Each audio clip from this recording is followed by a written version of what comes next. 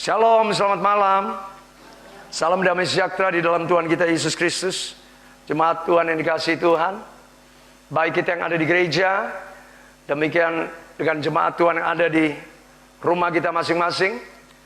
Ibadah kita secara online terus berjalan ya, baik ibadah Minggu, Rabu.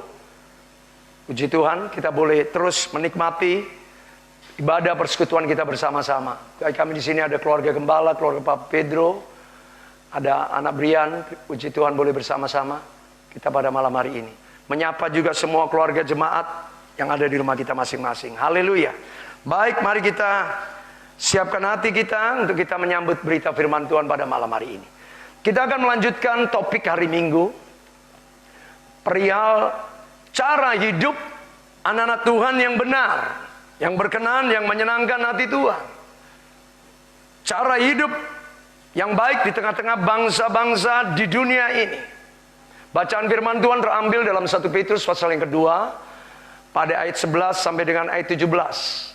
Kemarin minggu kita sudah bahas banyak hal ya. Dan ada apa yang menjadi alasan supaya kita membangun, kita memiliki cara hidup yang baik.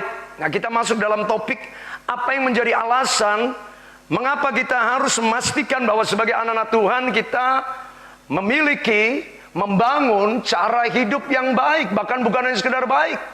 Baiknya Alkitab itu lebih daripada baiknya menurut manusia. Jadi kalau Alkitab memakai kata baik, itu standarnya, nilainya lebih daripada bahasa baiknya manusia.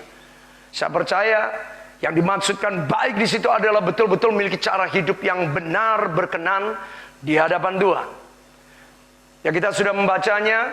Mulai dari ayat 11 dikatakan, saudara-saudaraku yang kukasihi, aku menasihati kamu supaya sebagai pendatang dan perantau, kamu menjauhkan diri dari keinginan-keinginan daging yang berjuang melawan jiwa. Maka ayat yang ke-12 dikatakan, milikilah cara hidup yang baik di tengah-tengah bangsa bukan Yahudi, supaya apabila mereka memfitnah kamu sebagai orang durjana, mereka dapat melihatnya melalui perbuatan-perbuatanmu yang baik dan memuliakan Allah pada hari Allah melawat mereka.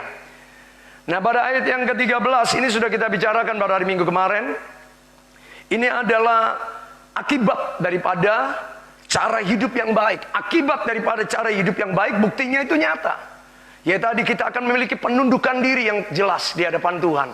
Karena itu dikatakan, karena itu tunduklah karena Allah kepada lembaga-lembaga manusia, kepada raja sebagai pemegang kekuasaan tertinggi, ayat yang 14, maupun kepada wali-wali utusnya untuk menghukum orang yang jahat dan menghormati orang yang berbuat baik. Ini yang pertama, harus ada penundukan diri kepada otoritas. Tanpa penundukan diri, maka itu bukanlah cerminan suatu kehidupan yang berkenan kepada Allah, yang baik dan benar. Pertama adalah penundukan diri. Yang kedua dikatakan pada ayat yang 15, sampai kita mengenali kehendak Tuhan. Sebab itulah yang dikehendaki Allah, yaitu supaya dengan berbuat baik kita membungkamkan kepicikan orang-orang yang bodoh. Yang kedua adalah kita memiliki kehendak Allah. Kehendak Allah itu bukan hanya sekedar pemahaman tentang keagamaan Kristen. Kekristenan bukanlah sebuah agama, bukan ritual, bukan tradisi agamawi, tapi perbuatan yang nyata dalam hidup kita setiap hari. Ingat dikatakan di situ supaya kita dapat membungkamkan orang-orang, kepicikan orang bodoh, bukan dengan cara ibadah kita, bukan dengan ritual ibadah kita, bukan, tapi dengan perbuatan-perbuatan baik. Jadi kehidupan kita setiap hari, itulah hal yang dipakai Allah untuk membungkamkan kepicikan orang bodoh. Sampai pada ayat yang ke-16 mengatakan, dan kita hidup sebagai orang yang merdeka, bukan seperti mereka yang menyalahgunakan kemerdekaan untuk menyelubungi kejahatan-kejahatan mereka, tetapi hiduplah sebagai hamba Allah. Hidup sebagai orang yang merdeka, itu poin yang ketiga. Dan saya sudah bahas pada hari Minggu. Sampai poin yang keempat, aplikasi sehari-harinya itu sedemikian gampangnya untuk menghormati satu sama lain. Hormatilah semua orang, kasihlah saudaramu, takutlah akan Tuhan, dan hormatilah raja. Perbuatan sehari-hari artinya yang kita lakukan tidak menjadi sesuatu yang sukar, susah, sulit. Orang-orang yang merasa sukar untuk menghormati, untuk mengasihi satu dan lain, berarti dia tidak memiliki sebuah hubungan yang baik dengan Allah. Dia tidak membangun sebuah cara hidup yang baik kepada Allah. Kalau kita membangun cara hidup yang baik, yang benar, berkenan pada Allah, nggak susah. Alkitab mengakhiri ayat-ayat ini dengan Hormatilah semua orang, kasihilah saudara-saudaramu, takutlah akan Tuhan dan hormatilah Raja. Ini puncak daripada sebuah bukti bagaimana sikap hidup kita sebagai anak-anak Tuhan yang memiliki cara hidup yang baik. Jadi kalau kita sebagai anak-anak Tuhan kita tidak memiliki penundukan diri, tidak mengenal kehendak Tuhan, perbuatan yang baik, tidak mengerti apa itu kemerdekaan yang sesungguhnya, sebaliknya kita masih tetap kompromi dengan kejahatan-kejahatan yang kita sembunyikan. Toh yang penting saya masih diampuni, toh gereja masih kebaktian. Bapak Ibu, bukan demikian. Kemerdekaan sejati adalah sebuah cara hidup yang benar, sampai kita menghormati, mengasihi satu sama lain. Itu bukanlah sebuah hal yang sukar, sulit untuk dilakukan, tapi sebuah kebenaran yang dapat kita lakukan itu secara normal. Otomatis setiap orang di dalam Tuhan bangun cara hidup yang baik. Itu normal, itu wajar. Suatu yang kalau kita tidak bisa menghormati, tidak menghargai, berarti kita kehilangan kewajaran yang sesungguhnya di dalam Kristus. Kalau menghormati, mengasihi satu dan lain menjadi suatu hal yang susah, sulit untuk kita lakukan, kita kehilangan kewajaran. Dalam standar wajar aja kita belum dapatkan, apalagi lebih daripada sekedar wajar. Padahal Allah kendaki, hendaklah engkau mengetahui manakah kehendak Allah yang baik. Yang baik itu wajar, yang standar. Wajar aja kita belum bisa lalui, bagaimana yang berkenan? Bagaimana yang lagi yang sempurna? Manakah kehendak Allah yang baik, yang berkenan dan sempurna? Roma 12 ayat 2b. Ada 3 bentuk melakukan kehendak Allah: baik, berkenan, dan yang sempurna. Marilah kita mengalami cara hidup yang benar, cara hidup yang semakin berkenan, dan mengalami kesempurnaan dalam melakukan kehendak Allah. Baik, itu saya sudah bahas tentang 4 hal apa yang menjadi akibat apabila kita membangun cara hidup yang baik di hadapan Allah dan sesama kita manusia. Pada ayat 11, ayat pokok, dasar, alasan mengapa kita dapat tunduk, dapat mengerti kehendak Tuhan, mengalami arti hidup merdeka sehingga kita bisa menghormati dan mengasihi sesama kita. Itu ayat kuncinya pada ayat 11 dan 12. Ada 3 pokok pikiran di situ yang menonjol. Pertama adalah tentang alasan apa yang membuat kita harus atau kita dapat memiliki cara hidup yang benar kepada Tuhan. Adalah alasan pertama adalah karena kita ini adalah pendatang. Kita ini adalah perantau di dunia ini. Kita ini adalah, bahasanya Daud, orang asing. Artinya kita harus memastikan status kita dengan jelas. Status kita adalah anak Allah. Status identitas kita menyatakan dari mana kita berasal.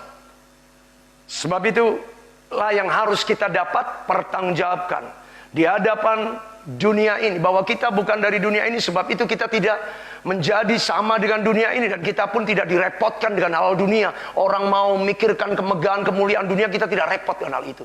Artinya kita tidak harus ikut-ikutan.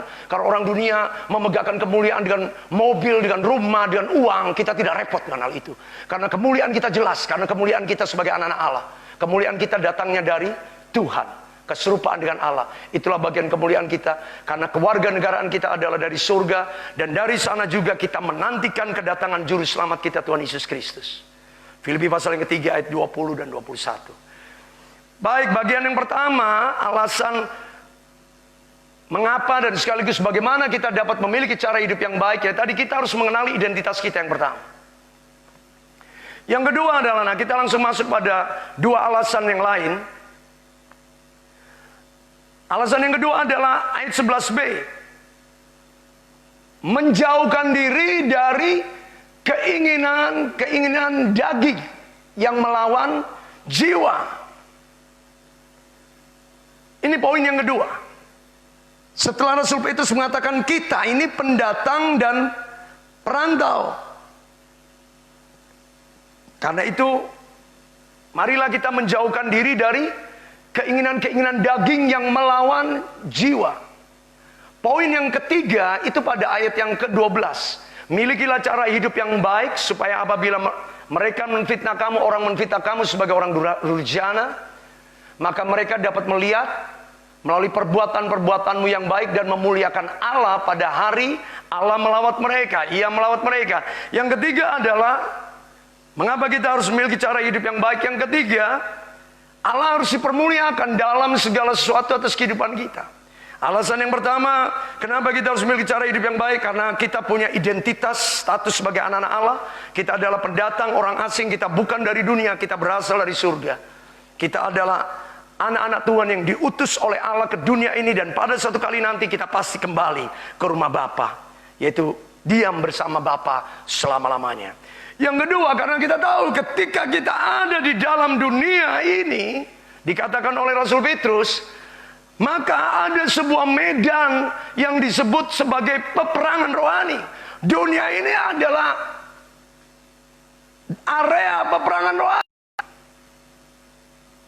Ya, tempat di mana peperangan rohani ini sedang terjadi di seluruh kehidupan manusia. Seperti yang saya sudah katakan pada minggu kemarin, bagaimana dunia ini sudah berada dalam kuasa si jahat. Sehingga segala sesuatu yang dilakukan oleh manusia kalau tidak berasal dari Tuhan, itu pasti kecenderungannya akan merusak, membinasakan, menghancurkan, membinasakan. Itu merupakan sifat karakter iblis. Karena itu dalam segala sesuatu, kehidupan manusia dalam dunia ini di luar Tuhan mengalami sebuah keadaan yang mengacaukan kehidupan manusia. Karena itu poin yang kedua, Petrus mengatakan, karena itu hendaklah kamu menjauhi keinginan-keinginan daging. Apa itu peperangan rohani? Peperangan rohani itu adalah keinginan daging. Keinginan daging itu bukan daging ayam, bukan daging babi, daging sapi, steak, bukan. Keinginan daging adalah bahasa Alkitab, bahasa rohani untuk menyebutkan kata dosa, kata lain dosa. Itu dalam sebuah kehidupan rohani kita, kata lain dosa yang disebut Alkitab, perbuatan dosa, itulah keinginan daging. Karena itu ketika Alkitab berbicara tentang janganlah keinginan daging menguasai kita, itu berarti janganlah dosa, hawa nafsu dosa menguasai kita, itu sama. Itu keinginan daging, keinginan untuk berbuat dosa, keinginan untuk memikirkan dosa, keinginan untuk hidup dalam dosa, keinginan untuk membuai dosa, karena diingini ke daging itu. Karena itu Petrus yang jelas mengatakan, sebagai pendatang dan merantau, aku menasihati kamu supaya kamu menjauhkan diri dari keinginan-keinginan daging. Jamak disebutkan di situ berulang-ulang, keinginan daging. Berarti perbuatan dosa, keinginan daging atau perbuatan dosa. Itu bukan hanya satu dua hal, banyak hal. Sebab itu kita harus demikian rupa. Nah, karena dunia ini berada dalam kuasa si jahat. Karena itu keinginan daging bisa muncul setiap waktu melalui panca indera kita. Lewat mata kita bisa tercobai keinginan daging, ingin memiliki sesuatu yang bukan milik kita, atau belum waktunya untuk kita miliki, tapi kita berusaha untuk mengingini hal itu. Akhirnya kita memaksakan diri untuk berusaha mengingini hal itu dengan segala cara. Demikian juga dengan telinga kita, kita membiarkan telinga kita terbuka untuk setiap perkataan-perkataan yang tidak pantas, perkataan-perkataan yang tidak benar, perkataan-perkataan yang tidak rohani, apakah itu bahasanya gosip dan sebagainya. Ada begitu banyak celah dalam kehidupan kita sebagai manusia. Artinya pintu masuk untuk segala perbuatan jahat itu menyerang, memberikan informasi-informasi yang salah dari dunia ini untuk membangkitkan apa? Keinginan-keinginan daging di mana? Di dalam diri kita. Artinya apa? Di dalam diri kita, tubuh kita ini adalah area peperangan rohani. Di dalam pikiran kita itu ada keinginan daging dan ada keinginan rohani yang harus kita perjuangkan. Apakah kita membiarkan keinginan daging yang menang terhadap keinginan rohani kita, atau sebaliknya keinginan rohani kita yang menang atas keinginan daging kita sampai keinginan daging kita tidak punya kekuatan yang lagi untuk menguasai diri kita? Dikatakan di situ kamu harus berjuang, fight, melawan keinginan-keinginan daging. Kita harus melakukan sebuah tindakan memerangi setiap keinginan-keinginan daging yang muncul dalam hati, dalam pikiran, dalam perasaan kita. Setiap pikiran-pikiran yang jahat, pikiran-pikiran yang tidak benar, itu adalah perbuatan daging. Kita tidak boleh membiarkan pikiran demikian. Kalau kita membiarkannya, maka kita sedang membiarkan kehidupan kita dikalahkan, dilemahkan. Kita tidak berjuang untuk mengalahkan keinginan daging itu sendiri. Sebab itu mari kita pastikan bahwa peperangan rohani yang sudah diberitahukan oleh Allah melalui surat Rasul Petrus ini menjadi sebuah hal yang kita perjuangkan dalam kehidupan kita. Peperangan rohani ini sudah diberitahukan sejak jatuhnya manusia pertama di dalam dosa. Dalam Kejadian pasal yang ketiga 15 dikatakan, aku akan mengadakan permusuhan antara kamu dengan perempuan ini, antara keturunanmu dan keturunannya. Keturunannya akan menginjak kepalamu, keturunanmu akan menghancurkan tumitnya. Aku akan mengadakan permusuhan. Di situ peperangan rohani itu sudah diberitahukan oleh Allah. Sejak manusia pertama Adam dan Hawa jatuh di dalam dosa, maka peperangan rohani itu sudah nyata di dalam kehidupan manusia, antara keinginan untuk mengikuti kehendak Allah dan keinginan untuk kembali kepada kehidupan yang manusia yang lama, kehidupan dosa, keinginan daging yang terus berseliweran di dalam pikiran perasaan kita, selalu menggoda kita, senantiasa membujuk kita untuk mari ikuti keinginanku. Seperti Adam dan seperti Hawa pada waktu itu ditipu oleh iblis. Bagaimana iblis demikian licinnya untuk menarik Hawa jatuh dalam keinginan daging pertama kali dosa menguasai manusia.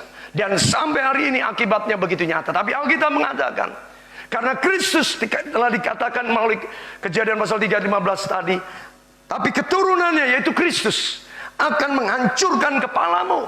Kepala iblis itu telah dihancurkan oleh Kristus di kayu salib dalam kemenangannya. Nah, sekarang kemenangan itu sudah diberikan pada kita. Hanya kita harus menjaga, memelihara, mempertahankan kemenangan itu. Kemenangan ini harus terus kita jaga. Dengan cara apa? Tadi kita terus perangi setiap usaha-usaha iblis yang mencoba melemahkan kemenangan yang kita miliki dalam Kristus terhadap dosa. Itu seharusnya kita tidak biarkan. Tapi sebaliknya kita bersikap sebagai prajurit-prajurit Allah di dalam kehidupan kita secara pribadi. Bagaimana kita sungguh-sungguh bertindak untuk memerangi semua perbuatan-perbuatan iblis, supaya kita tidak mengulangi kegagalan-kegagalan, bukannya kegagalan orang lain. Jujur, kegagalan kita sendiri. Berapa banyak daripada kita yang jatuh dalam kegagalan yang sama. Kalau dia tidak akan jatuh ke dalam lubang yang sama. Kalau ada orang Kristen tetap jatuh dalam masalah dosa yang sama, maaf, engkau tidak belajar. Engkau tidak belajar. Bahkan engkau sama seperti keledai. Kita tidak boleh seperti ini. Kita harus belajar bukan hanya dari kegagalan orang lain. Kegagalan kita sendiri. Siapa manusia yang tidak pernah gagal? Yang kita perlukan adalah kita harus belajar dari kegagalan itu. Jangan hanya sekedar meratap, menyesali kegagalan itu. Tapi kita harus sungguh-sungguh belajar bagaimana supaya kegagalan itu tidak menjadi sebuah kegagalan yang berepisode. Kegagalan ke-1, kedua, ketiga. Bagaimana Tuhan akan membawa kita lebih lagi kalau kita tidak belajar dari kegagalan kita. Terhadap dosa, terhadap keinginan daging, terhadap hawa nafsu.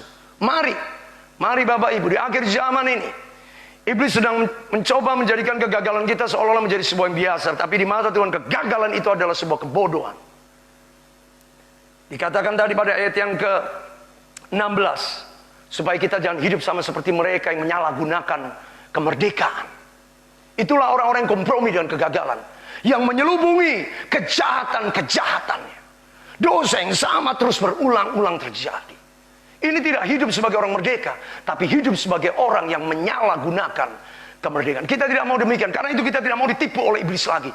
Caranya bagaimana? Ya tadi kita harus berperang. Nah, dalam peperangan rohani ini ada 2 atau 3 sikap yang harus kita perhatikan. Dalam peperangan rohani ini ada 2 atau 3 sikap yang harus kita perhatikan. Yang pertama, dalam sikap peperangan rohani kita harus memastikan lebih dulu, kita mau memilih menjadi Kristen yang bagaimana. Pilihan saudara akan menentukan bagaimana saudara berjuang untuk mengalami kemenangan itu. Kalau kita sendiri tidak membuat sebuah pilihan yang tepat sebagai anak-anak Allah, bagaimana Allah sendiri dapat memberikan kemenangan kepada kita? Artinya pastikan bahwa kita memilih untuk menjadi orang Kristen yang rohani atau Kristen yang kedagingan. Kristen itu ada 2 tipe. Kristen rohani atau Kristen kedagingan. Ya. Nah, namanya sama-sama Kristen, tapi yang satu betul-betul mau hidup secara rohani, yang satu masih membiarkan keinginan daging. Dosa masih tinggal, masih menguasai diri sendiri. Mau menjadi orang Kristen yang jujur, tulus, atau orang Kristen yang munafik?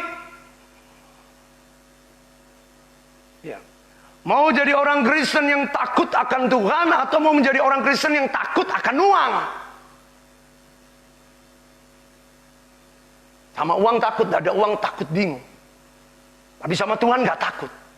Kan repot.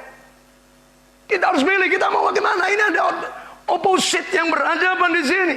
Kita mau menjadi Kristen rohani atau Kristen kedagingan. Kita mau menjadi Kristen yang jujur, tulus, atau Kristen yang munafik, yang pura-pura saja. Kita mau menjadi Kristen yang sungguh-sungguh takut akan Tuhan, atau Kristen yang takut sama uang. Kita mau menjadi hamba Tuhan atau hamba uang, hamba Allah atau hamba mamon. Kita harus pastikan kalau kita tidak membuat kepastian, tidak ada area abu-abu Bapak Ibu. Tidak ada area di tengah-tengah antara Kristen rohani dan Kristen daging. Tidak ada. Engkau harus milih, engkau hitam atau putih. Peperangan rohani, musuh tidak kenal sahabat. Engkau ada di pihak musuh, atau kita menjadi lawan daripada musuh itu sendiri. Kita ada di pihak Tuhan, atau kita tanpa sadari kita mulai menyeberang di pihak musuh. Keinginan daging sedang kita biarkan menguasai diri kita.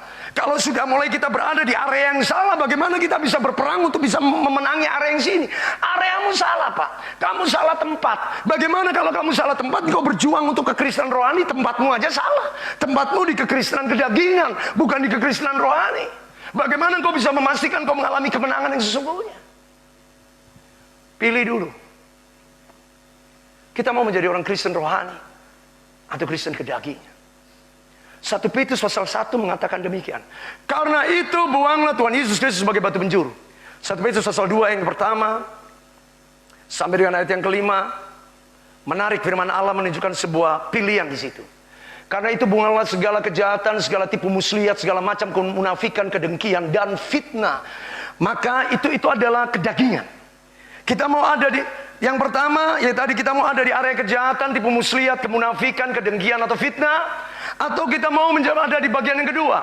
Jadilah sama seperti bayi yang baru lahir yang selalu ingin akan air susu yang murni dan rohani, supaya olehnya kamu bertumbuh dan beroleh keselamatan jika kamu betul-betul telah mengecap kebaikan Tuhan.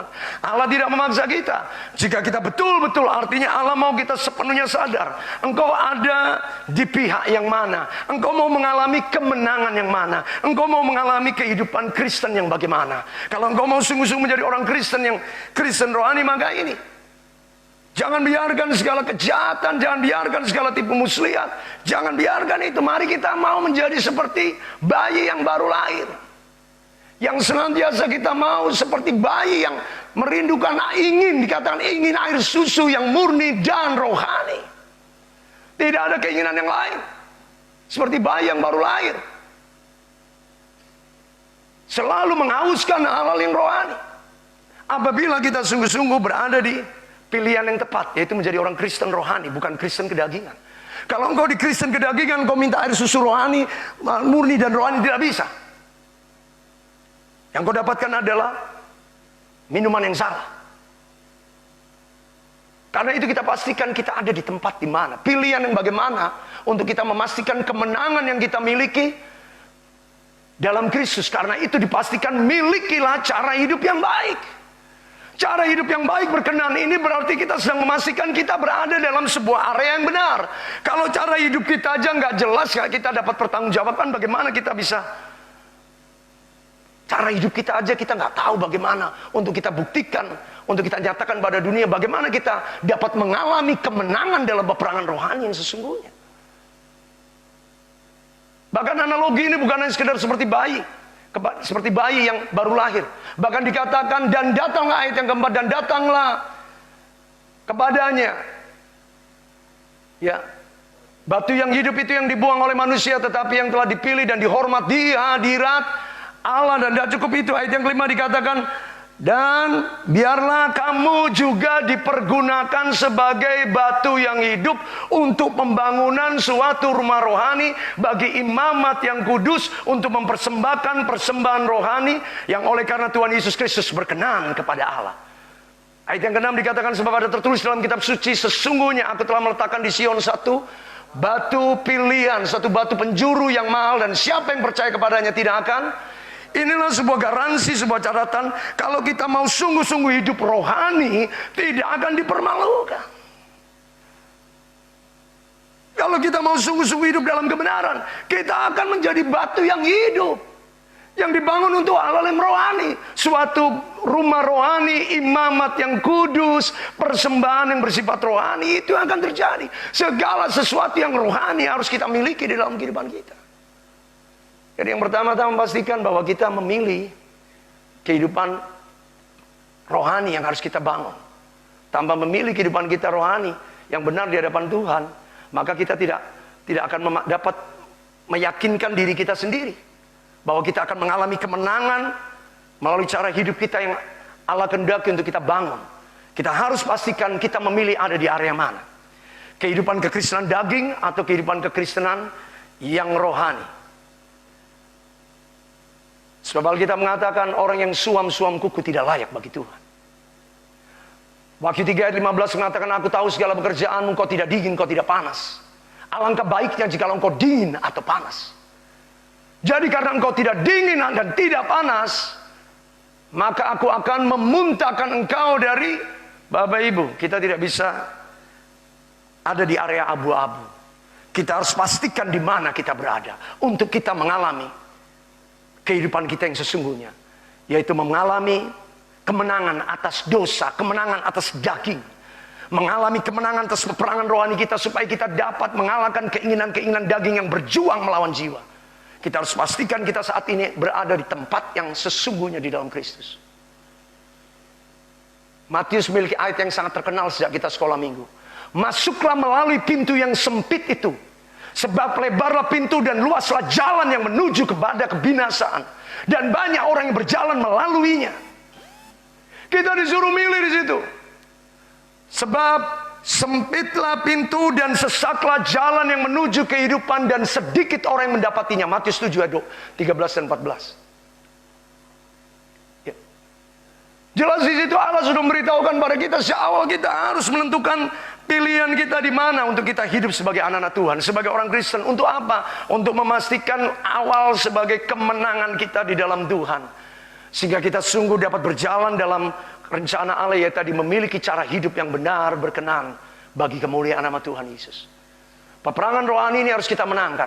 Dan peperangan rohani terhadap keinginan-keinginan daging yang melawan jiwa itu dimulai dengan kita mau berjalan di jalan lebar, pintu yang sempit, jalan yang sempit, ya, sesak, atau kita mau jalan yang lebar, luas. Banyak orang memang di sana, yaitu keinginan daging akan sungguh-sungguh menjadi sebuah daya tarik yang luar biasa. Tapi bagi mereka yang mengatakan menjadi seorang bayi yang baru lahir, menjadi seperti batu yang hidup, akan menjadi sebuah bangunan rumah rohani, imamat yang kudus, persembahan yang rohani, maka mereka akan siap untuk berada pada satu pintu yang tidak membuat pilihan yang lain. Pintu yang sesak, yang sempit, jalan yang sesak. Sekalipun sedikit orang yang berjalan di dalamnya mendapatinya. Tapi bagi orang-orang yang sudah membuat pilihan dalam kehidupannya, mereka tahu bahwa mereka sudah melakukan yang terbaik di dalam Tuhan Yesus. Yosua dari dulu mengungkapkan tentang rahasia kemenangan peperangan rohani ini secara jelas. Pilihlah pada hari ini kepada siapa engkau hendak beribadah. Kepada Allah nenek moyang kita yang ada di seberang sungai Efrat, atau Allah-Allah orang Hesibon yang kita kalahkan. Tapi aku dan seisi rumahku, kami akan beribadah kepada Allah. Pilihan itu akan menentukan bagaimana kemenangan itu akan terjadi dalam kehidupan kita. Kita tidak bisa hidup dengan sebuah kehidupan yang tidak jelas. Kita mau menjadi orang Kristen yang saat hari ini kita mau menjadi orang Kristen yang kelihatan rohani, besok tiba-tiba sudah kehilangan rohaninya, rohananya muncul lagi. Bagaimana bisa mengalami kemenangan yang sesungguhnya? Mari pastikan kehidupan yang bagaimana yang kita mau miliki di dalam Kristus. Mari menjadi orang Kristen yang jujur, yang tulus, bukan Kristen yang pura-pura munafik. Mari menjadi orang Kristen yang takut akan Tuhan. Mau menjadi hamba Tuhan, bukan hamba uang. Dalam segala hal. Mari Bapak Ibu, ini akhir zaman. Terlalu banyak fakta-fakta, contoh-contoh di sekeliling kita. Orang-orang Kristen yang hidupnya seenaknya. Seenak udele dewe, kata orang Surabaya. Maaf kata, hari ini mereka harus meratapi akibatnya. Saya harus katakan apa adanya. Ini waktunya kita harus membuat pilihan yang benar. Setiap orang yang bermain-main, Galatia 6 ayat 7 mengatakan, jangan sesaat Allah tidak membiarkan dirinya dipermainkan. Apa yang ditabur orang akan dituainya. Barang siapa menabur dalam daging, Galatia 6 ayat 7, akan menuai kebinasaan dari daging. Engkau menabur dalam roh akan menuai kehidupan dari roh. Apa yang kau tabur itu akan kau tuai. Jangan sesat. Ini waktunya, ini akhir zaman Bapak Ibu. Lihat Allah mengizinkan kematian oleh karena pandemik. Lebih lagi orang Kristen yang hidup seenaknya saja. Tidak membuat pilihan yang jelas, tapi mau hidup diberkati. Mau hidup mengalami kemenangan. Tapi hidupnya sendiri belum mau membuat pilihan yang jelas, bertanggung jawab di hadapan Tuhan. Bagaimana kita mau bicara kemenangan? Bagaimana kita mau bicara berkat? Mari pastikan kita berada di tempat yang benar. Itu dasar awal bagaimana kita mengalami kemenangan. Melalui cara hidup kita di hadapan Tuhan. Memilih. Yang kedua adalah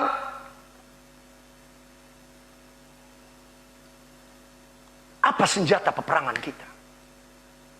Setelah kita berada di area yang benar, kita mau menjadi orang Kristen yang rohani, orang Kristen yang benar, yang mau menjadi imamat rajani, mau menjadi persembahan yang rohani, mau menjadi batu yang hidup, maka kita pun diperlengkapi dengan senjata, atau tepatnya dengan kuasa.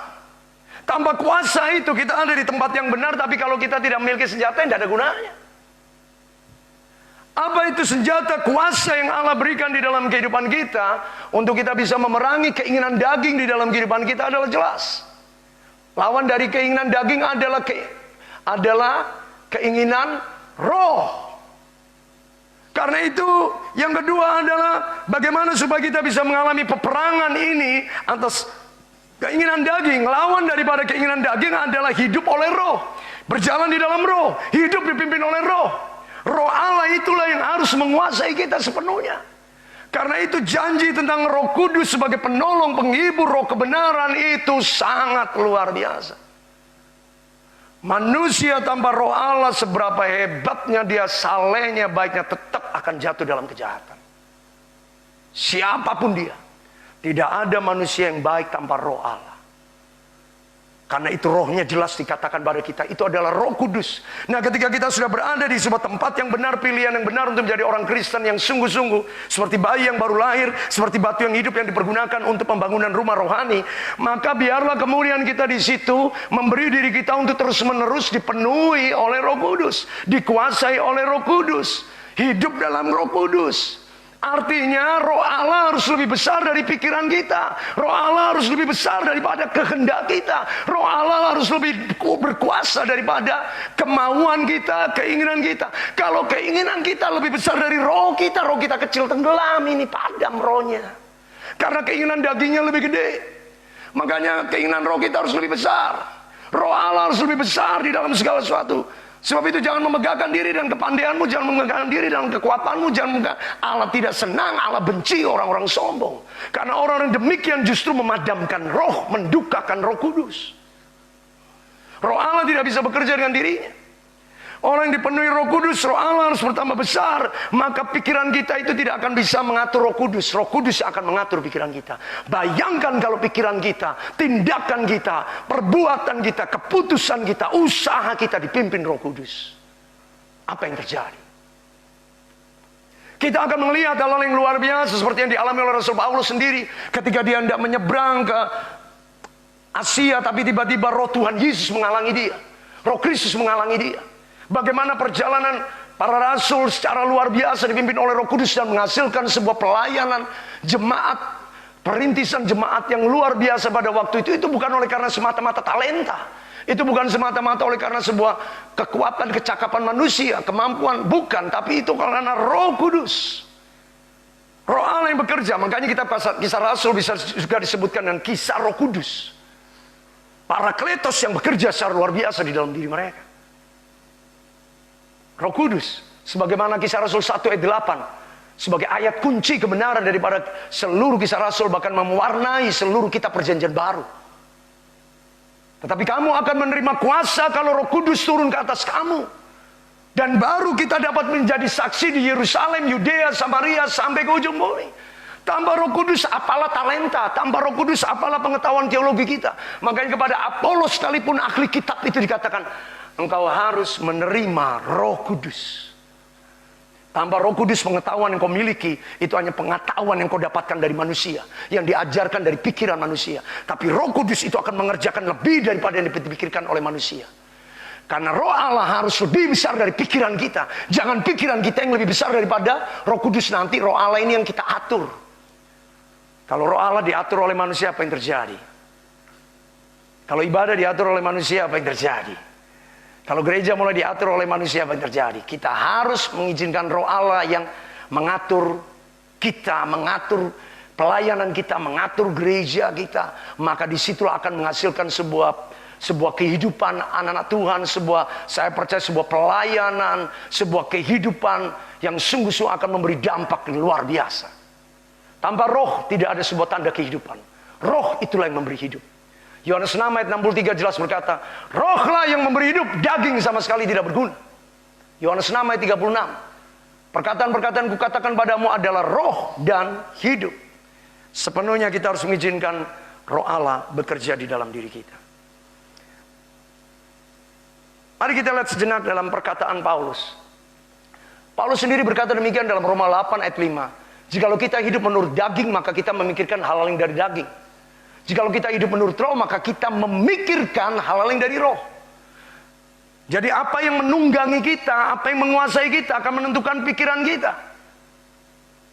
Kalau kita dikuasai oleh dagingan, otomatis pikiran kita akan bersifat daging. Lebih suka dengan hal duniawi, lebih suka dengan nilai-nilai yang bersifat duniawi, nilai-nilai yang kelihatannya secara fisik, jasmani, materi yang kelihatan. Wih, Bapak Ibu, kita harus cukup memahami hal itu. Beda betul, pikiran orang yang dipenuhi roh dan pikiran orang yang dibiarkan kedagingan menguasai. Orang-orang yang membiarkan kedagingan menguasai, ukurannya selalu dalam bentuk hal-hal yang kelihatan secara fisik, seperti yang diukur, dinilai oleh dunia. Demikian yang dia gunakan untuk dirinya. Oh, kalau diberkati harus tandanya ini, harus tandanya itu, harus pakai ini, pakai itu, punya ini, punya itu. Apa sih? Emangnya kita mau hidup seperti dunia ini kah? Sehingga kita harus mengatakan tanda kita diberkati oleh Tuhan seperti orang dunia.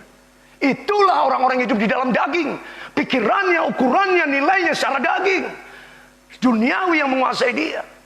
Maaf, baca selanjutnya yang ke-6. Keinginan daging adalah maut. Tapi keinginan roh ialah hidup dan damai sejahtera. Ayat 7 mengatakan keinginan daging itu berlawanan, perseteruan dengan Allah. Karena ia tidak takluk kepada hukum Allah. Hal itu tidak mungkin baginya. Karena itu ayat 8 dikatakan mereka yang hidup di dalam daging tidak mungkin berkenan kepada Allah. Tidak mungkin. Alkitab dengan jelas. Kalau kita masih ada di area yang salah, engkau mau mengalami Roh Kudus, maaf, engkau tidak bisa berkenan kepada Allah. Alkitab mengatakan, engkau masih mikirkan daging, hal-hal duniawi yang kau pikirkan, maaf. Pak, jangan, Bu, jangan kita, jemaat, jangan kita yang memikirkan itu. Jangan kita yang memikirkan keadaan kita di bumi. Biarkan Tuhan yang memikirkan keadaan kita di bumi. Bagian kita adalah memikirkan yang di atas, bukan yang di bumi. Di bumi itu urusannya Tuhan. Tuhan yang memikirkan kita urusan di bumi. Pikiran kita harus di atas, bagaimana senantiasa kita mengambil kehidupan rohani yang Allah janjikan melalui Roh Kudusnya. Tidak usah pikirkan keadaan di bumi bagaimana. Nanti Tuhan sendiri akan mengatur kehidupanmu yang di bumi. Tuhan sudah ngomong kok, burung di udara aja Tuhan pelihara, bunga di bakung Tuhan hiasi, jauh lebih indah daripada jubah Salomo. Kita mau minta apa? Tapi sekali lagi, jangan kita meminta hal-hal yang hanya untuk kepentingan duniawi, seolah-olah kita sama dengan manusia duniawi. Kalau engkau masih seperti itu, kembali ke awal, engkau berada di tempat yang salah. Dan engkau tidak akan memahami bagaimana Roh Kudus berkarya dalam dirimu. Untuk memikirkan keinginan roh, sampai mendatangkan hidup dan damai sejahtera. Makanya kita ngomong Kristen, tapi kita mengalami perseteruan di dalam diri kita dengan Allah. Karena kita tidak takluk pada hukum Allah. Kedagingan yang menguasai kita. Sebab itu ayat 14 Roma 8 dikatakan, sebab semua orang yang dipimpin oleh roh Allah adalah anak Allah.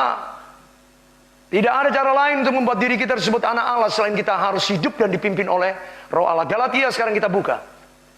Galatia menjadi sebuah tulisan Rasul Paulus yang begitu cukup tajam untuk membandingkan antara hidup dalam daging dan di dalam roh. Mari kita mulai dengan pembukaan Galatia pasal 3 ayat yang ke-14. Galatia 3 ayat 14 maaf. Tuhan Yesus Kristus telah membuat ini supaya di dalam dia berkat Abraham sampai kepada bangsa-bangsa lain. Sehingga oleh iman kita apa? Menerima apa? Roh. Jangan kita berharapkan menjadi Kristen yang bagaimana dulu, bicara yang lain-lain. Sebelum kita memastikan roh Allah lebih dulu. hidup dalam kita. Iman itu bukan dipergunakan untuk mengejar kepuasan kita. Iman itu diberitahukan oleh Galatia 3:14 adalah kita miliki supaya kita menerima roh yang dijanjikan. Oleh roh itulah, yaitu Roh Kudus, Roh Allah itulah kita akan mengalami kehidupan seperti kehidupan yang dialami oleh Abraham. Engkau tidak perlu pikirkan hal ini. Semuanya itu seperti yang dilakukan oleh Allah pada Abraham. Allah sanggup melakukannya. Tapi yang pertama itu harus terjadi adalah hiduplah oleh roh, di dalam roh. Karena itu Galatia 4 ayat yang ke-6 mengatakan, dan karena kamu adalah anak, Galatia 4 ayat yang ke-6, maka Allah telah menyuruh roh anaknya ke dalam hati kita, sehingga kita berseru, ya oleh roh, tanpa roh Allah bagaimana engkau bisa mengalami kemenangan dalam Kristus. Kemenangan dalam Kristus otomatis seperti Galatia 3:14 tadi, menerima berkat Abraham. Kalau roh Allah sendiri tidak bekerja di dalam dirimu, bagaimana roh Allah bisa bekerja dalam diri kita kalau kita sudah berada di tempat yang salah? Roh Kudus tahu bekerja sama, tinggal di dalam siapa.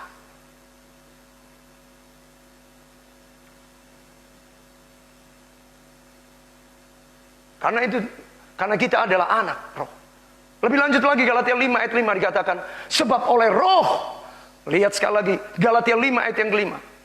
Sebab oleh roh dan karena iman kita menantikan kebenaran yang kita harapkan. Lihat di sini bagaimana Paulus sedang memberikan sebuah pengertian yang kuat tentang bagaimana kehidupan di dalam roh itulah rahasia kemenangan untuk kita bisa mengalahkan keinginan daging. Kalau kita tidak hidup di dalam Roh Kudus, di dalam pimpinan Roh Kudus, yaitu tadi kuasa yang Tuhan berikan pada kita, pribadi Allah yang ketiga yang nyata di dalam kehidupan kita, bagaimana kita bisa mengalahkan pikiran-pikiran duniawi kita. Segala hawa nafsu dunia begitu banyak jendela untuk masuk ke dalam pikiran perasaan kita. Melihat orang dari jauh sudah pikiran kita lain-lain. Dengar orang ngomong begini kita sudah lain-lain. Perasaan kita sudah lain-lain. Kenapa? Karena engkau tidak berjalan dalam roh. Kalau engkau berjalan di dalam roh, hal apapun yang kau lihat, kau dengar, itu tidak akan membuat engkau goyang, kau lemah. Karena engkau tidak tertuju kepada hal duniawi. Mata kita, telinga kita tertuju kepada apa yang menjadi kehendak Allah. Sebab roh, oleh roh kita menantikan kebenaran kita harapkan. Makanya kita lanjutkan ayat 16. Ayat 16 sampai dengan 26 jelas di situ. Hidup oleh roh atau hidup oleh daging. Ada sebuah perbandingan yang jelas. Maksudku ialah ayat 16, hiduplah oleh roh, maka kamu tidak akan menuruti keinginan daging. Sebab keinginan daging adalah berlawanan dengan keinginan roh berlawanan dengan keinginan daging. Dan karena keduanya berlawanan, itulah sebabnya setiap kali kita tidak melakukan apa yang kita kehendaki.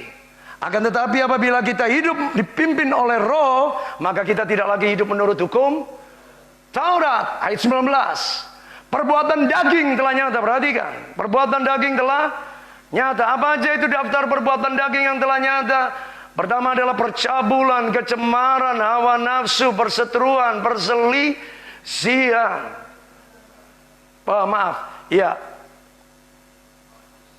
Pertama adalah percabulan, pencemaran, hawa nafsu.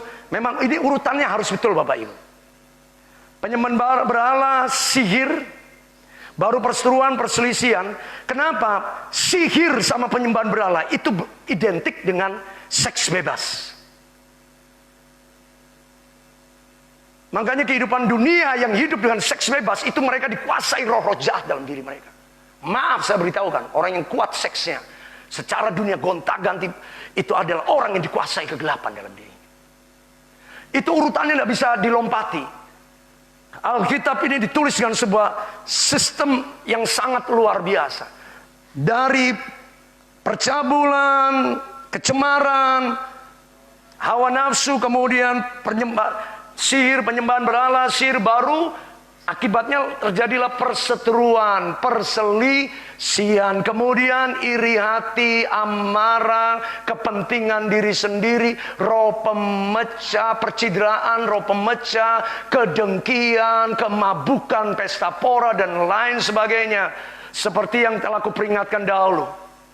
Dan sekarang kunyatakan sekali lagi. Setiap orang yang melakukan, barang siapa yang melakukan hal-hal ini, ia tidak akan mendapat bagian dalam kerajaan Allah. Tetapi buah roh ialah kasih, sukacita, damai sejahtera, kesabaran, kemurahan, kebaikan, kesetiaan, kelemah lembutan, dan tidak ada hukum yang menentang, melawan hal-hal ini. Barang siapa menjadi milik Kristus, ayat 24, ia harus menyalibkan daging, hawa nafsu, dan keinginannya. Jikalau kita hidup oleh roh, hendaklah kita juga hidup dipimpin oleh roh. Janganlah kita gila hormat supaya jangan kita saling menantang dan saling mendengki. Jelas di situ antara keinginan roh dan keinginan daging suatu hal yang berlawanan. Jadi bagaimana supaya kita memastikan kemenangan atas keinginan daging? Ya kita harus hidup di dalam roh. Dan perbuatan roh telah nyata, yaitu tadi kasih, sukacita, damai sejahtera, kesabaran, kemurahan, kebaikan, kesetiaan, kelemah lembutan, dan penguasaan diri. Adakah hal-hal ini di dalam?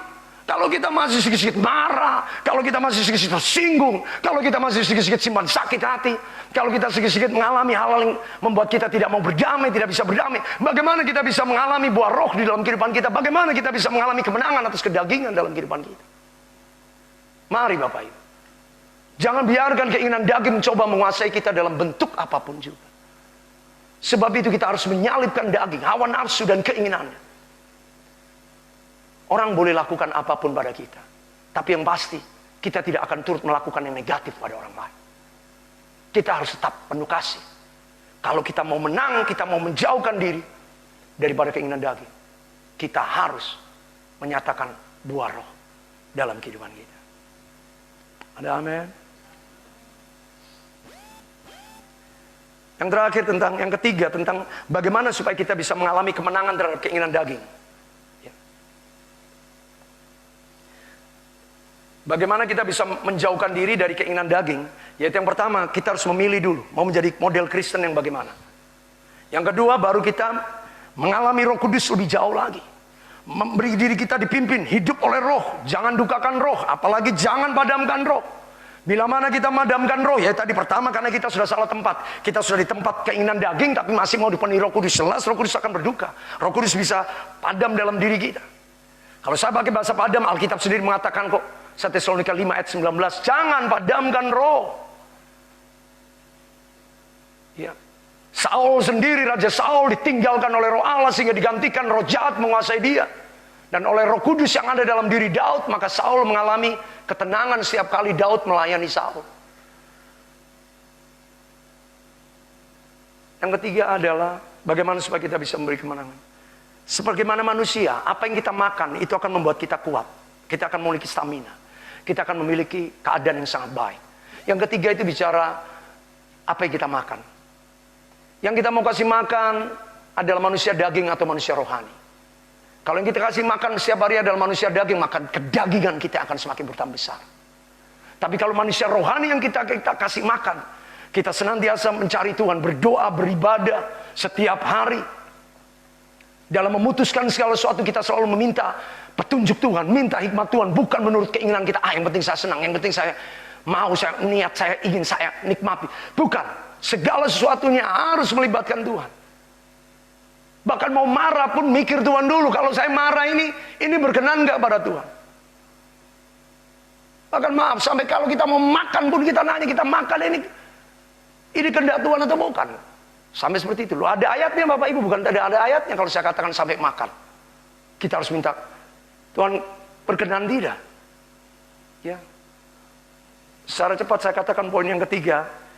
Tuhan Yesus sendiri berkata demikian. Yohanes 4 ayat 34 kata Tuhan Yesus pada mereka, makananku adalah melakukan kehendak Dia yang mengutus aku. Allah bicara, anak Allah saja Tuhan Yesus berbicara tentang apa yang Dia makan.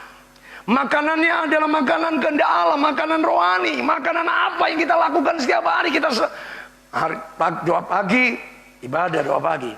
Siang mulai sibuk dengan urusan duniawi, kita pegang Instagram, kita pegang WA untuk kita kasih makan manusia daging kita dan pikiran-pikiran kita dengan informasi dunia. Gak seimbang. Kau berdoa cuma satu jam, tapi kau pegang handphone untuk urusan dunia 2-3 jam. Engkau memberi makanan dagingmu lebih banyak daripada makanan rohanimu. Bagaimana engkau bisa menjauhkan diri dari keinginan daging? Engkau mencobai dirimu dengan keinginan daging, karena keinginan daging itu kau kasih makan. Bukti sederhana, cek aja handphonemu setiap hari, smartphonemu. Porsinya lebih banyak kau gunakan untuk apa? Untuk gunakan untuk mengetahui hal-hal dunia, kesenangan mata, kesenangan telinga. Atau kau gunakan untuk sepenuhnya sesuai dengan apa yang menjadi kehendak Tuhan. Punya konkordansi, punya kamus Alkitab, punya Short Bible, punya... Ini bukan rohani menyuci, tidak. Memang itu harus kita pergunakan sedemikian rupa Menyusun dengan daftar-daftar kesaksian-kesaksian rohani, khotbah-khotbah rohani yang membangun. Coba cek aja handphone kita boleh nggak dilihat oleh orang lain. Suruh orang lain cek handphone kita one day. Supaya di sana dapat bertanggung jawabkan apa aja aplikasi handphonemu.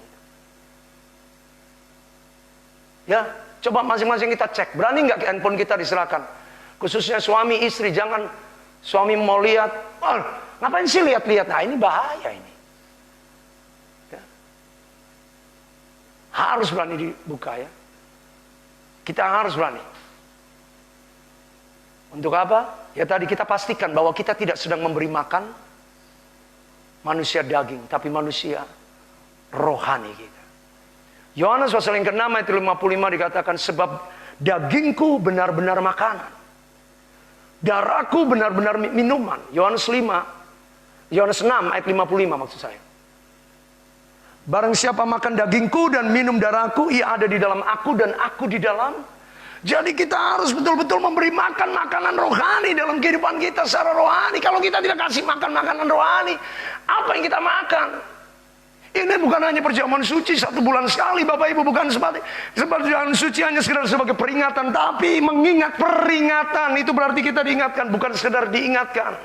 Ketika Rasul Paulus menyampaikan hal itu kepada jemaat di Korintus, 1 Korintus pasal 11 ayat 25, seperti yang dilakukan oleh Tuhan Yesus, ia mengatakan lakukanlah ini sebagai peringatan, bukan sekedar ingatan.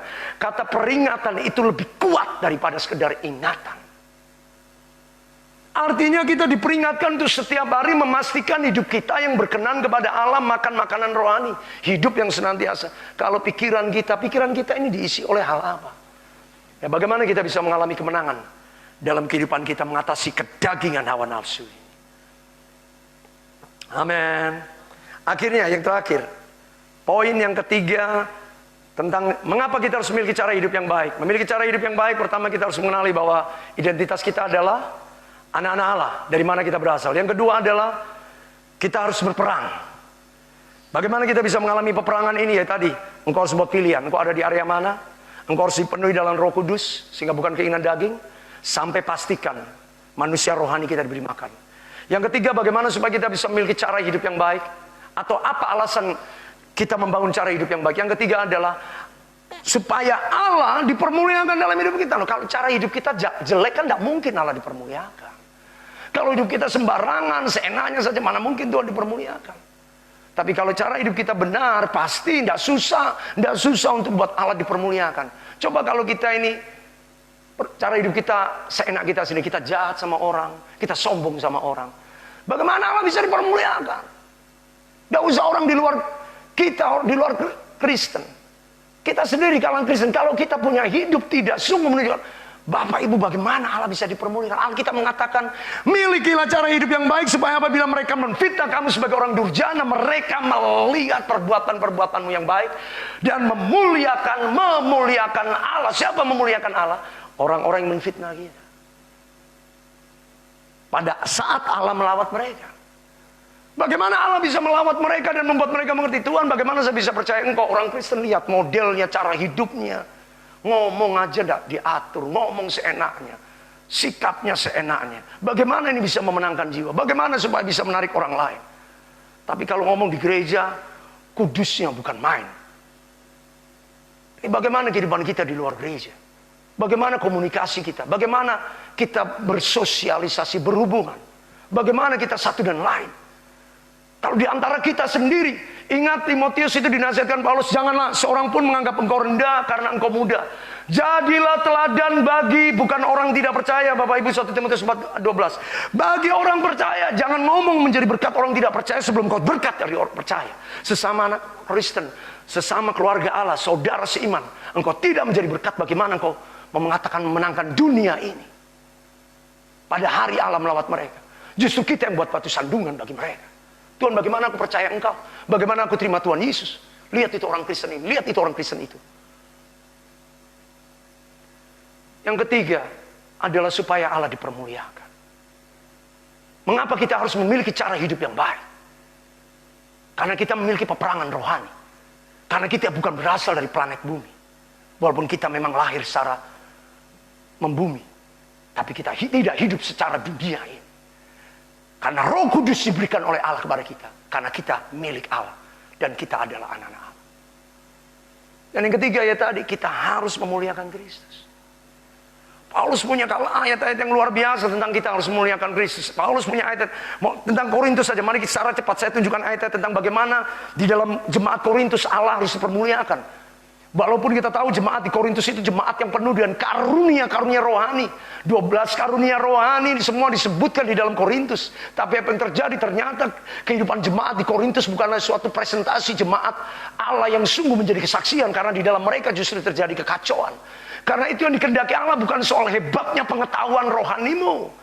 Tapi bagaimana cara hidupmu harus memuliakan Allah. 1 Korintus mulai dari 1 Korintus 6 ayat yang ke-20 mengatakan, karena kamu telah dibeli dan harganya telah lunas dibayar, karena itu muliakanlah Allah dengan tidak ada alasan. 1 Korintus 9 ayat yang ke-26 dikatakan, sebab itu aku tidak berlari tanpa tujuan dan aku bukanlah petinju yang sembarangan saja memukul. Aku melatih tubuhku dan menguasai seluruhnya supaya sesudah aku memberitakan Injil pada orang lain. Jangan aku sendiri. Lihat Paulus memiliki dedikasi, komitmen pernyataan dia tadi. Kristus harus dipermuliakan, melatih, menguasai tubuh. Supaya dalam segala hal jangan sampai aku jadi batu sandungan. Kata batu sandungan ini sampai hal makan minum saya katakan tadi. Sampai mau makan aja berdoa. Maaf Bapak Ibu, kelihatannya berguru, kelihatannya berlebihan. Pandemik virus COVID ini karena apa? Karena makanan. Orang Wuhan makan gelojo, ya, makan sembarang, rakus, semua makhluk hidup mau dimakan. Kayak tidak ada makanan lain. Akibatnya kan diakibat dua faktor makanan, yaitu kelelawar, dimakan mereka. Dari situlah mulai masuk. Maaf, makan kita pun harus berdoa. Harus minta, jangan menuruti keinginan. Wih, nuruti nafsu, makan-makan aja. Keinginan mau makan aja. Amsal 23 pun mengatakan kalau engkau duduk bersama pembesar dan engkau sedang makan makanan hidangan yang enak, taruhlah pisau yang besar di lehermu. Supaya jangan keinginanmu, hawa nafsu menguasai dirimu. Amsal 23 ayat 1 dan 2. Tentang makanan. Jadi ngomong makanan pun harus berdoa minta kehendak Tuhan, bukan bergurau ini. Ayatnya jelas. Paulus lebih jauh tentang penguasaan diri, melatih tubuh, menguasai dirinya disebutkan 1 Korintus 10 ayat 31.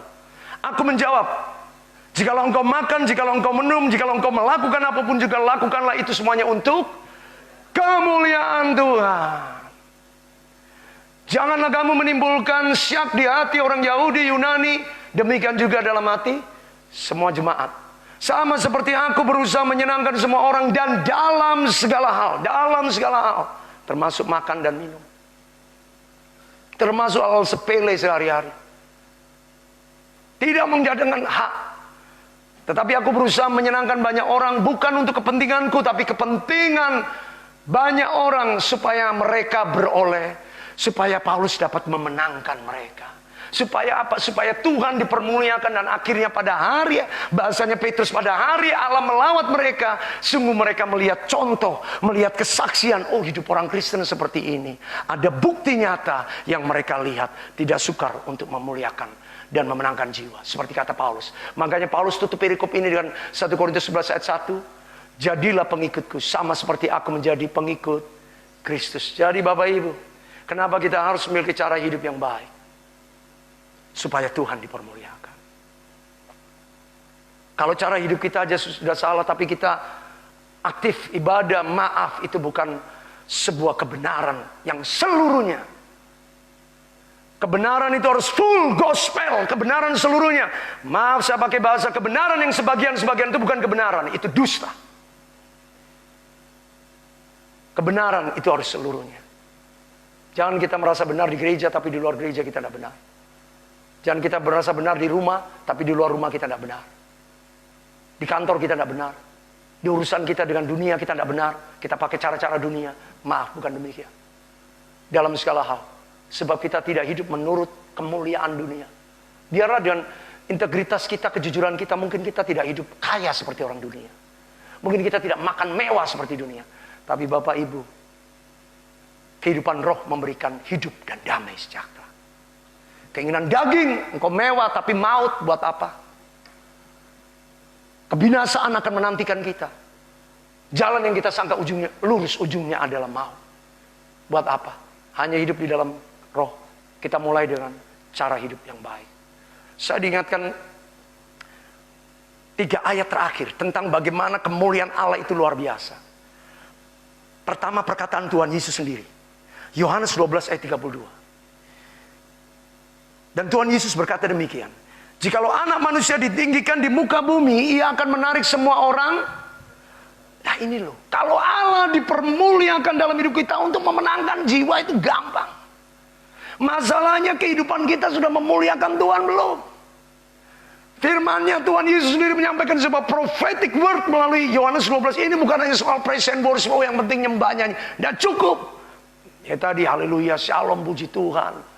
Nyanyian hebat di dalam gereja, tapi di luar gereja kita bangun permusuhan, tidak ada gunanya itu. Ditinggikan di bumi. Di bumi berarti di setiap bidang, di segala tempat.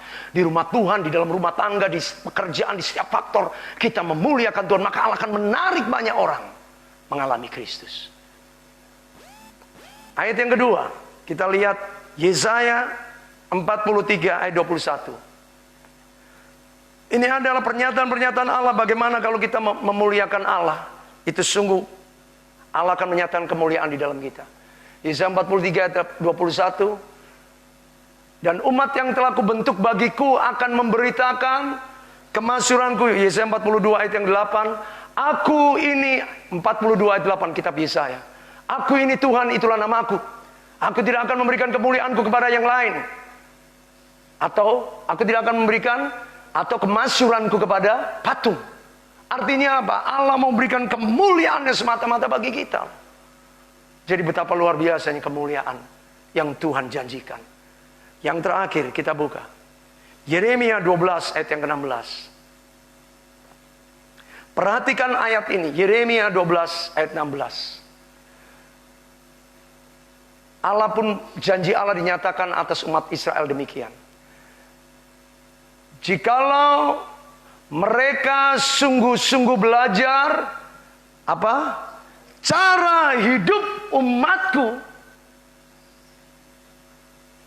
sehingga mereka bersumpah demi namaku, demi Tuhan, seperti mereka mengajar umatku bersumpah demi Baal, demikian juga aku akan demikianlah mereka akan aku bangun di tengah-tengah umatku. Lihat, kalau kita punya cara hidup yang baik, bangsa-bangsa itu akan meniru. Tapi kalau cara hidup kita salah, bagaimana kita mau menangkan bangsa-bangsa? Israel begitu punya cara hidup yang baik. Bangsa-bangsa tidak memiliki sebuah sistem moral, tidak memiliki sebuah sistem pendidikan yang bisa membuat setiap orang dengan bangsa-bangsa untuk menjadi manusia yang sesungguhnya. Baru kehadiran bangsa Israel itulah mempengaruhi. Maaf, saya berani berkata, agama-agama di dunia itu meniru sistem kepercayaan Kristen. Sebab kita katakan apa adanya. Agama tertua ini agama, ya tadi, Yudaisme. Musa sudah hidup 5.000 tahun yang lalu. Sekarang sudah Musa hidup 3.000 sampai 4.000 tahun sebelum kelahiran Tuhan Yesus. Sekarang sudah 2.000 tahun sejak kelahiran Tuhan. Berarti 5.000 tahun yang lalu Injil sudah dituliskan sedemikian luar. Lahirlah tata ibadah yang mengatur bagaimana ketemu Allah monoteisme, Allah yang esa itu. Melalui rumah ibadah yang disebutkan kemah Musa. Makanya sekarang ada banyak rumah-rumah ibadah dalam berbagai kepercayaan. Artinya Israel sudah membawa pengaruh untuk banyak bangsa-bangsa di sekeliling mereka menyembah Allah yang benar. Dikatakan di situ, jikalau mereka sungguh-sungguh belajar cara hidup umatku. Bapak Ibu, kalau kita sungguh memiliki cara hidup yang benar, tanpa kita sadari, banyak orang akan dibawa Tuhan untuk belajar dari kehidupan kita yang benar di mata Tuhan, supaya Tuhan dipermuliakan. Amin. Tuhan Yesus memberkati kita. Kemuliaan Allah dinyatakan. Haleluya. Mari kita berdoa. Haleluya.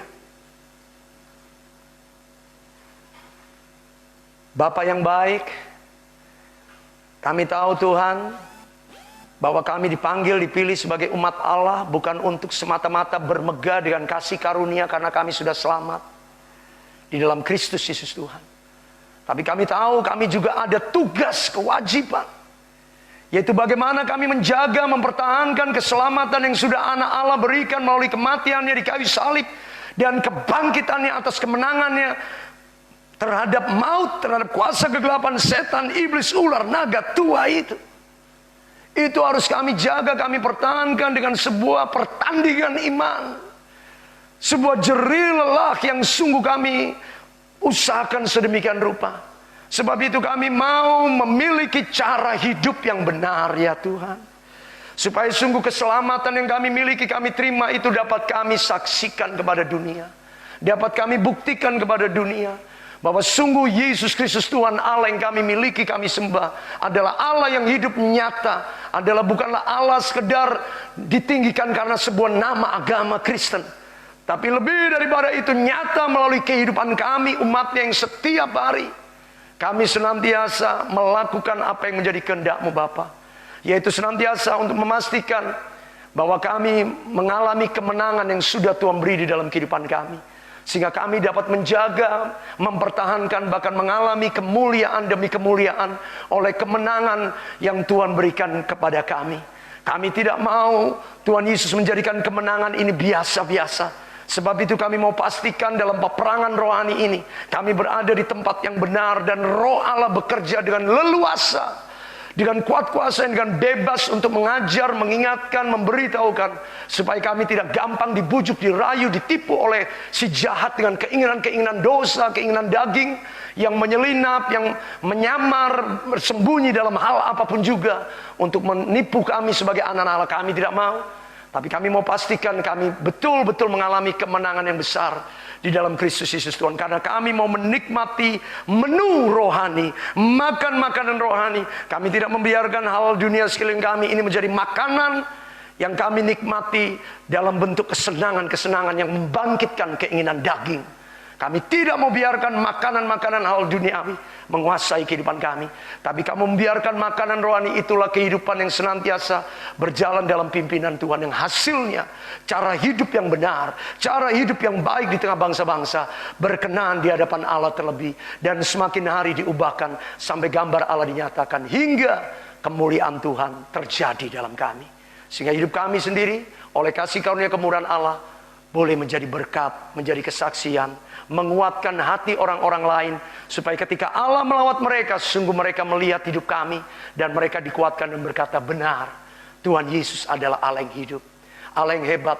Kami lihat itu melalui para pengikutnya, orang-orang Kristen yang memiliki cara hidup yang baik, cara hidup yang benar, sehingga ketika mereka dilawat Tuhan tidak sukar bagi mereka. Seperti kata Paulus, jadilah pengikutku sama seperti aku jadi pengikut Kristus. Paulus sungguh memberi dirinya contoh bagi dunia, supaya dunia mengenal Allah dalam dirinya. Terima kasih Bapa, bangunkan kami cara hidup sebagaimana yang sudah Tuhan ajarkan kepada kami. Turunlah kuasa-Mu mengurapi kami Allah Roh Kudus, sehingga kebenaran firman Allah yang telah kami dengar, kami terima ini menjadi kebenaran yang termeterai, tertanam, terukir di dalam hati kami menjadi benih yang kekal, yang akan berakar dan bertumbuh sangat baik. Terlebih-lebih buahnya sangat melimpah, sehingga kehidupan kami sungguh menjadi berkat, menjadi kesaksian, dan kemuliaan Allah dinyatakan. Supaya nama Tuhan dimasyhurkan melalui cara hidup kami yang benar, dan banyak orang lain pun melihat dan belajar, dan mereka pun diubahkan, dilawat oleh Allah. Tuhan Yesus melawat kami, Tuhan Yesus memenuhi kami dengan Roh-Nya yang kudus. Firman-Nya tinggal tetap selama-lamanya dalam kehidupan kami. Haleluya. Mari Bapak Ibu jemaat Tuhan yang dikasihi Tuhan kita Yesus Kristus, baik yang ada di gereja, yang ada di rumah, kita bangkit berdiri, kita terima berkat Tuhan. Angkat tanganmu, bukalah hatimu.